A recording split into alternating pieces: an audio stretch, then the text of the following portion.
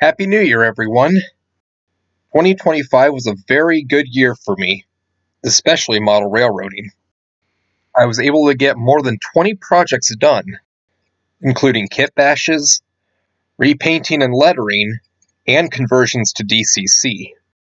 In total, over 16 locomotives received work, and 3 concests were built.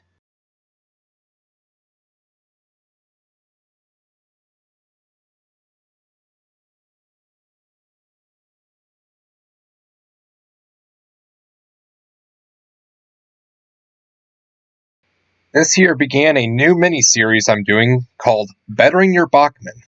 The first episode airing on May 10th, with my custom Central Pacific Jupiter and Union Pacific 119.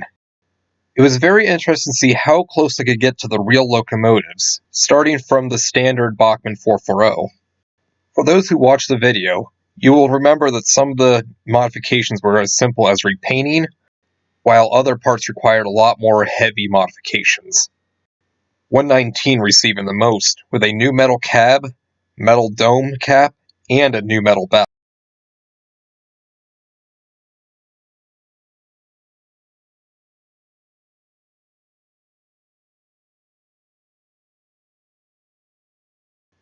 My custom Everett Railroad number 11 also received new, bigger brass sand domes.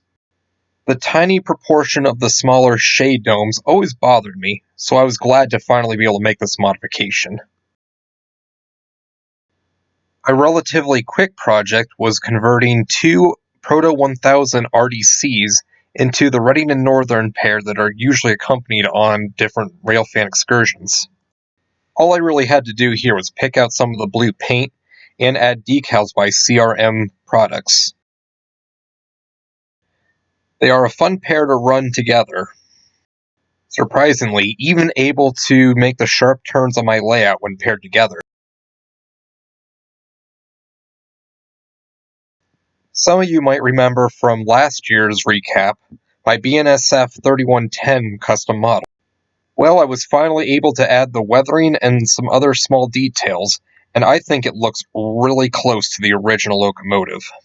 This locomotive was also my first time trying out different light features, such as a blinking beacon and ditch lights. The only thing really left to do on this locomotive is convert it to DCC. Another relatively quick project was customizing my Erie Russian decapod. In real life, number 2450 was the last locomotive to pull a regular passenger train on the Tioga Division of the Erie. And after doing some research online, I realized I was going to have to center the headlight, blacken the tires, and white wall the running board. You could also say that I was on a bit of a Countersport and Port Allegheny kick this year, adding number 6 to the collection, which was a really lovely 440. She was one of the line's final passenger locomotives and even did several excursions. She was built using Bachmann's modern 440 as a base, and then several other custom details were added later. She's definitely one of my favorite CNPA locomotives to run.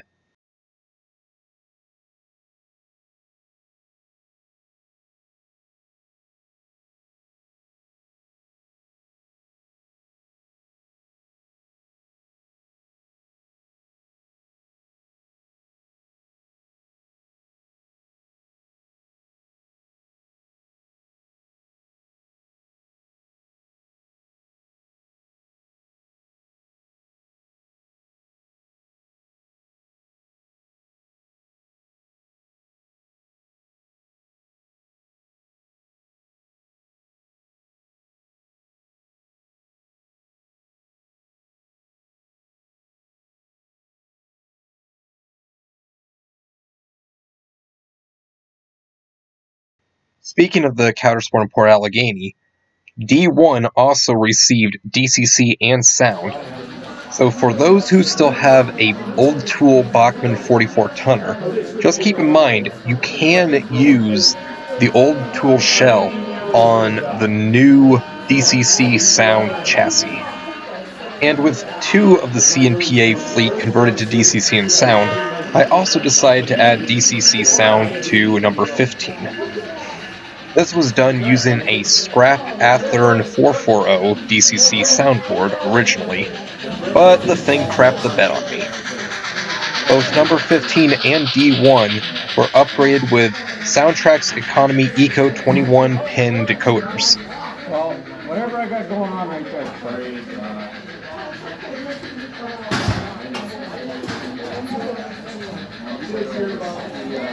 It's fun.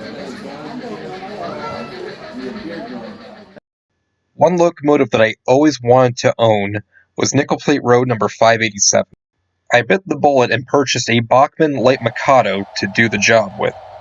She received parts from a Bachmann Berkshire, including the pilot, headlight, flying number boards, and a whole tender.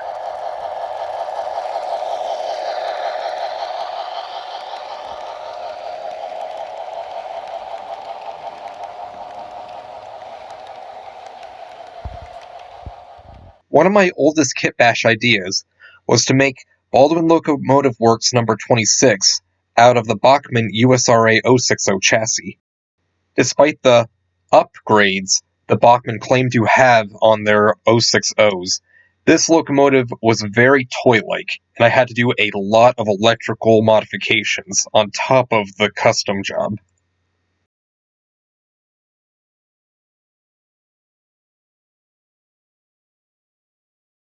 And here's the smallest articulated locomotive that I own. The Columbia River Beltline Railway number 7, affectionately known as Skookum. This locomotive was tricky in as far as the decals go. Every single line decal was placed by hand, as well as the letters. For as common as this model is, I'm surprised that no decal manufacturer has made decals specifically for Skookum. But overall, it was a fun little project.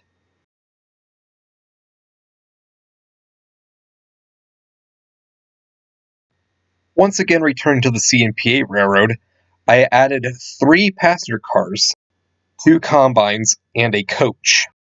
These are from old wooden Ambroid kits, and the only thing they need are passengers inside. The one combine being heavily modified to resemble the prototype.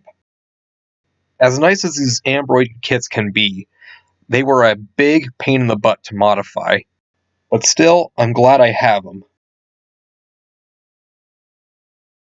Another passenger car I was able to get done was my Erie Stillwell Combine number 6625. I plan on running this in a mixed train service with my Erie Russian Decapod. 2025 was also the start of a brand new gauge for me with my HON3 Addison and Northern Pennsylvania Railroad passenger train. This included a modified Far East Distributors 440 made to resemble a Hinckley locomotive. Number 4, the J.E. Jones, was one of 2 440s bought for the railroad. To go with number 4, I bought a lot of 2 Northwest Shortline Brass Ohio River and Western passenger cars. Right at the end of this year, I was able to add interiors and passengers thanks to a Christmas gift from my wonderful girlfriend. The only work remaining to do is add the lettering to the opposite side of these passenger cars. So at some point this year, I will buy some more letter decals.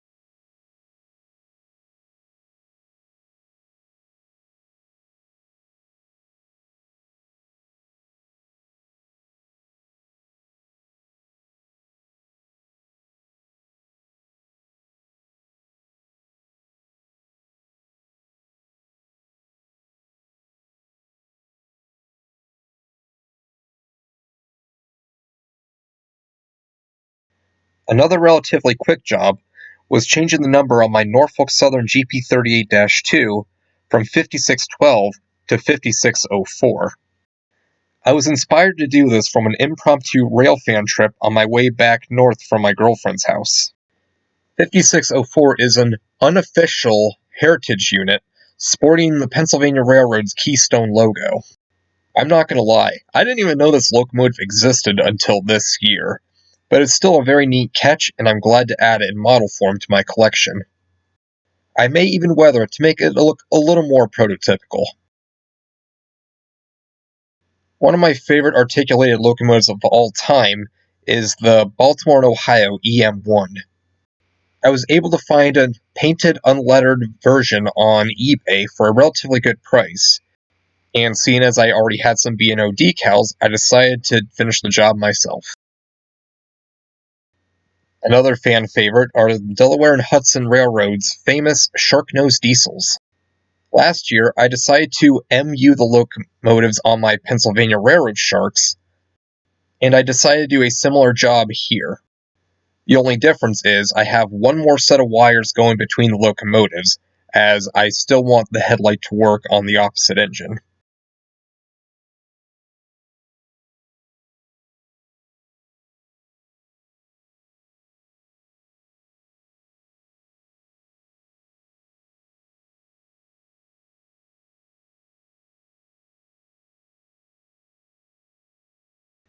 Another fun project was making my very own circus train. This seems especially appropriate, as my first electric train ever was a Lionel circus train. These are just a few of the kits from the Walther's The Great Circus Train set, although several of the wagons come from a variety of builders. These are easy enough kits to build, but if you decide to buy some, make sure you add the Kadee couplers right away. The hook horns on this set originally were so stiff that it would literally pull the train apart no matter what curvature you went around. Regardless, this is a consist that's going to be really fun to see behind a variety of different locomotives. Who knows, one day I might be lucky enough to purchase a Chicago Northwestern 460 or the Grand Trunk 462 that was often seen pulling this exact circus train in real life.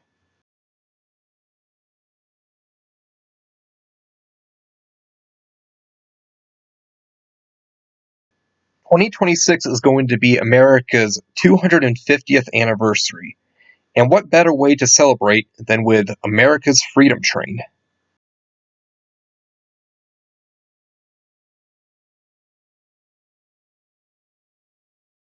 And now, here are some projects to look forward to in 2026. Some of these are as simple as repainting, and others are projects that were started this year but never completed. One such project from 2 years ago now is my custom Boston, Maine 3713. I did do some work on it this year, applying decals to one side of the locomotive's tender and cab, but there is still a lot of details left to do. This would also be a good project to get finished for America's 250th birthday, seeing as the real 3713 was nicknamed the Constitution. This Atlas SD35 will be repainted into a more prototypical Pennsylvania Railroad livery. This locomotive was a Christmas gift for my girlfriend's mother, along with the original Bachmann Spectrum K4 number 3750. Here is a brass New York Central and Hudson River Railroad number 999. I'm super eager to get this locomotive painted, the only problem being I cannot find any New York Central and Hudson River Railroad decals for this specific locomotive. Another brass locomotive to be painted this year is Bessemer and Lake Erie number 643. While the tooling on this locomotive more resembles the Duluth-Mesabian Iron Range 210-4s, I like the B&LE better, so I'm going to make mods and paint it to resemble that. This should be a fun little project. I am taking a Walther's Plymouth locomotive and converting it to look like Strasburg Railroad number 1. And I've already started modifications to the cab. It'll be interesting to see if I can somehow fit a DCC decoder into this locomotive at some point. Sticking with the Strasburg Railroad, I am finally building my very own custom number 90 using the Bachmann 210. While a lot of work has already gone into this locomotive, there are still a lot of small details that need to be built. Then once it gets warm, I can paint it and letter it. And why not add one more C&PA locomotive to my collection? This Bachmann 460 will be converted to number 1. Like number 6, this locomotive is receiving a lot of custom details to it to make it more resemble a locomotive, including new domes. And another project from 2 years ago is this Buffalo and Susquehanna 280. The only real new things done to it was I found a more appropriate brass tender. And I'm a little split on whether to make this a B&S locomotive or the later B&O variant. This last year, I was also building up my nickel plate railroad fleet. Unfortunately, nickel plate passenger cars are very hard and expensive to come by, so I decided I'll just make them myself. This project will also have to wait for the weather to get warmer so I can start painting and lettering. I also purchased an Erie Dunmore caboose to be repainted and lettered for the Wellsville-Addison-Gailton Railroad. I've already removed the Erie decals, but I will definitely need to repaint the whole car. Or at least the red parts, before I can add the decals. And at least one more piece from the Coudersport and Port Allegheny Railroad. Being inspired from my friend Tom's custom C&PA snowplow, I decided to do my own take on it. Using an old Ambroid kit, I plan on cutting it a little bit shorter and adding the porthole windows and the open veranda. And of course, because I'm a sucker for punishment, there's a lot of projects from last year's video that you may be saying, well, where are they now? Well, I haven't really done anything new with them yet. And that concludes my recap on projects that I completed in 2025, as well as some projects to look forward to in 2026. Several of these locomotives will be featured in my Bettering Your Bachmann mini-series. And as I try to get those done, emphasis on try, I will probably have you vote on which video comes out first. Most of the scripts are already written, and I've tried to be better about taking in-progress photos. With that said, I hope everyone has a fantastic new year, and I can't wait to show you some more projects in the future. This is Andrew K4, signing out.